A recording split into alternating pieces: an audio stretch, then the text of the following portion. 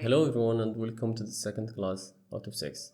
Before we start, I want to say thank you so much for the support you provided in the first class. It's meant a lot for me. I really appreciate that. In this tutorial, we're going to deep dive on how I created these bottle renders from scratch.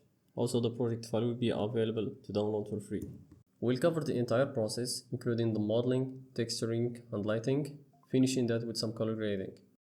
We'll learn how to model the bottle, creating a realistic label, and also the lighting setup from scratch, showing also some tips and tricks to smooth up your workflow. This tutorial will be split in two parts. In this part, we'll focus on the modeling, texturing, and scene creation. In the second part, we'll work on creating these two renders. As we did in the previous class, the homework will be available in the Discord group, so you can start practicing what you learned instead of just watching. We can also share with us the final result in the Discord group. Like, we have some really good talented artists, so I highly recommend you to join us and become one of the community. A quick update about the website, like we faced some technical issue, so I'll update you as soon as the website is ready. The step-by-step version of the classes will be available there, so please be patient with us. So speaking about tutorials, thanks for all my Patreon members. Like, if you don't know, I just start posting some advanced tutorial there, so feel free to check that, link in the description. So without further ado, let's get into it. Shift A, load up my reference. You're gonna find everything in the description down below. I'm gonna scale it down. Oh, I forgot, let me enable my screencast key. Alright, go to the side view and drop out the opacity, just like that. Alright, it's perfect in the center. Maybe I'm gonna scale it just a little bit down. So I'm gonna be adding a circle with 12 vertices. Go to edit mode, scale everything down, move it up. I'm gonna start in the top. So yeah, and I'm gonna try to follow just one side so that we don't get distracted. Like just the basic modeling stuff. A to extrude. I'm gonna be adding a loop cut in here. S, Shift Z to scale just on the X and Y axis, just like that. Also try to scale it. One more in here, Control R to add loop cuts. E to extrude again, add loop cuts, move up. S to scale, S again to scale. Because you see the shape in here is not straight. We have some ميلان خايف. I'm gonna extrude this one, move it down, and A to extrude. Yeah, just like that. Next, I'm gonna be adding a subdivision surface. I'm gonna go with 3 levels and 4 in the render view. So yeah. Next, I'm gonna be adding some bubbles. Control B, just smaller one. Select this one, S, Shift Z to scale on the X and Y axis. Edge, Control B again, move it up. Try to match it with your reference. Select this edge and this edge, Control B, and add bubbles. Next, select this one, press E to extrude, S to scale it down, E again, extrude, S, F, fill, and add bubble. So I'm gonna be selecting these two edges, Control B, and add smaller one. Just like, select this edge, move it up, A to extrude, add loop cut, S, Shift Z, select this one, Control B, select the other one, Control B again. Yeah, I'm gonna be stealing this geometry, move it up, S to scale it, E extrude, S scale again, and try to match it with your reference. E again, S, select this edge, Control B, select the inner edge, S to scale again, E extrude, and F to fill, Control B, select the top part, F to fill, big ones in here, and we are done with the modeling, I guess. I'm gonna be selecting this this thing and press P to separate it. So I'm gonna be duplicating this one to create the liquid. Go to edit mode. So S, Shift Z to scale, and try to put it in the inside. Yeah, try to put it in the inside your stuff and move up just like that.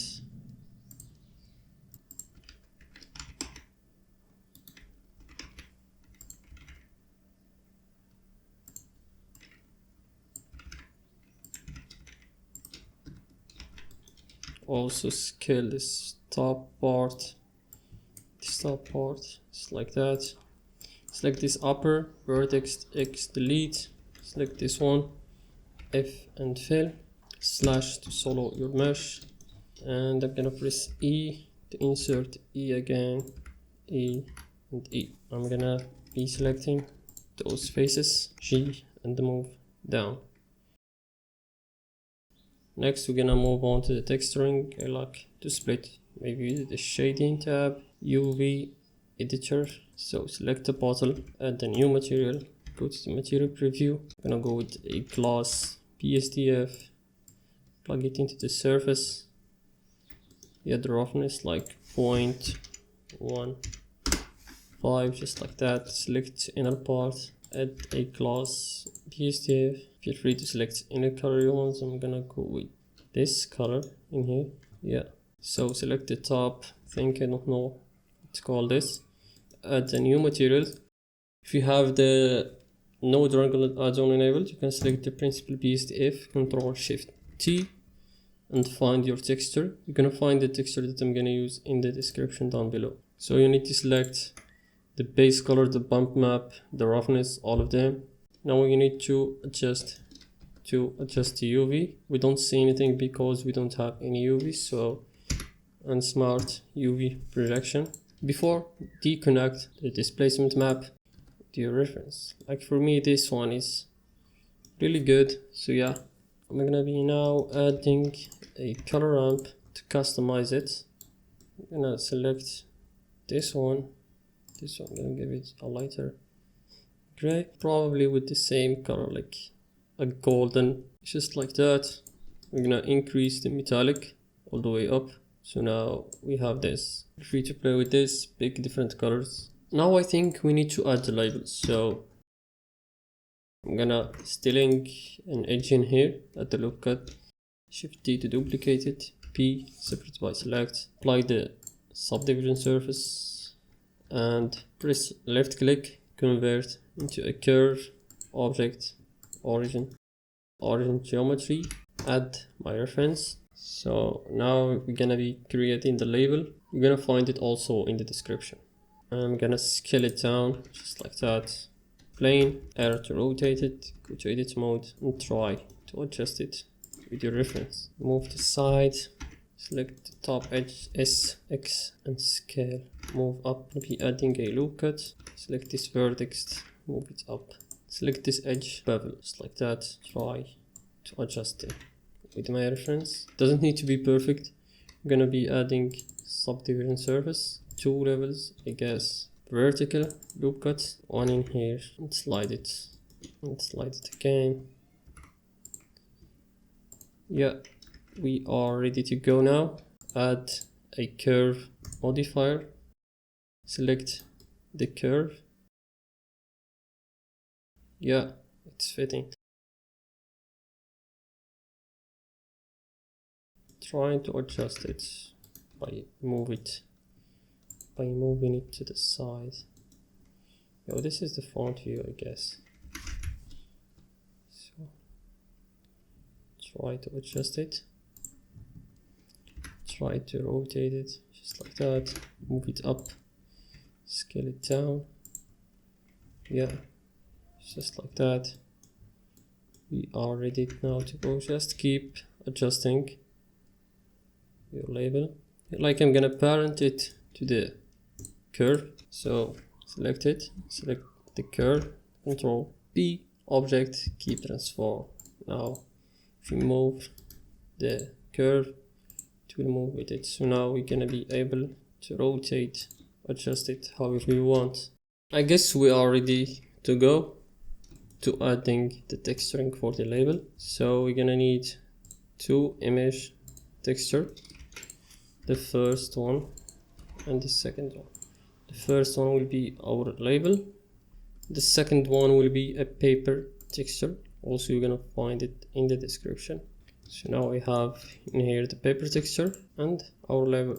Connect the label to the base color. Go to edit mode, U, and project from view. Now we just need to match our UV with the label. So select the label and bring it into the corner. Let me show you a quick trick in here. It's really easy and quick.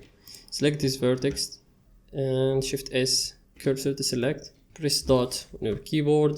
Choose 2D cursor, or you can scroll in here and choose it in this part.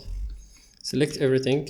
Now you need just to scale and try to match it with your label. Now it's perfectly organized. I want like this text to be bump out, just this text, just like this darker part. So I'm gonna be adding a color ramp, Control Shift to preview. And I'm gonna bring up this slider closer to the dark one so that we're gonna have just the text. So I'm gonna be adding a bump node. Make sure it's in the height, connect it to normal. You need to press invert to go out. Now we have the text bump out. I also wanted this text to be like sort of a metallic. I'm gonna be adding another color ramp, plug it into the metallic and the roughness. Now we have this really shiny metal. I don't like this. I'm gonna drop it to like something gray, just like that. We are good. Next, I want the text to have some sort of bump, like a grungy text. I'm gonna be adding a noise texture, a mix color, connecting this one to the B, select this one to the A, like let me flip that, this one to here, and Control Shift T to preview this. No problem if you press Control T to add texture coordinate and the mapping node. This to lighten, crank up the factor, noise texture just on the black part. As you see, I'm gonna be adding some distortion. Also, I'm gonna be adding a bump node again, normal to normal, and the distance to 0.02. Preview this. I'm gonna be able to see those grunges on the text.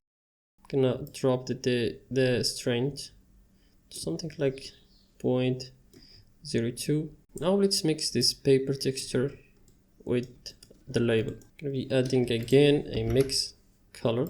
This one into the A, the image into the B, factor all the way up.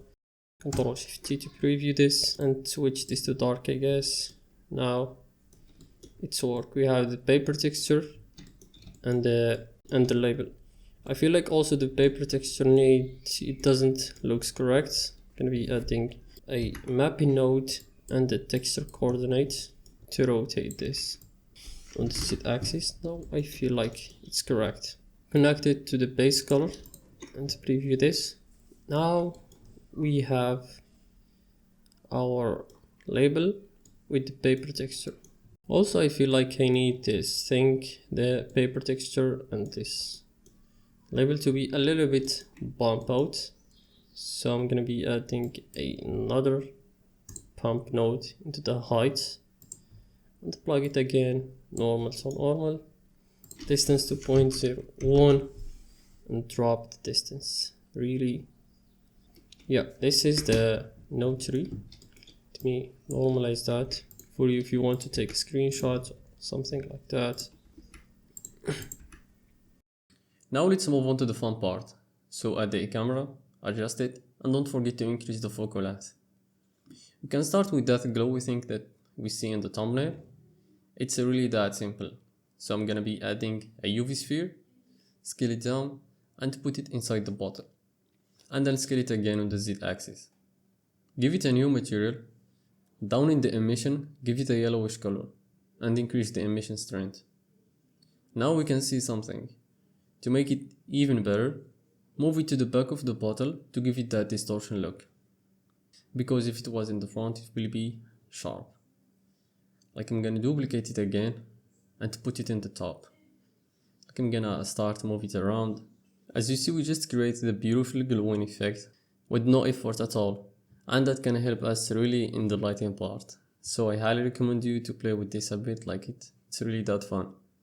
So next, to create that air bubble, I'll add another sphere and scale it down. I'm gonna go to edit mode and I'll try to make it a bit thinner. In the shading tab, give it a gloss BSDF.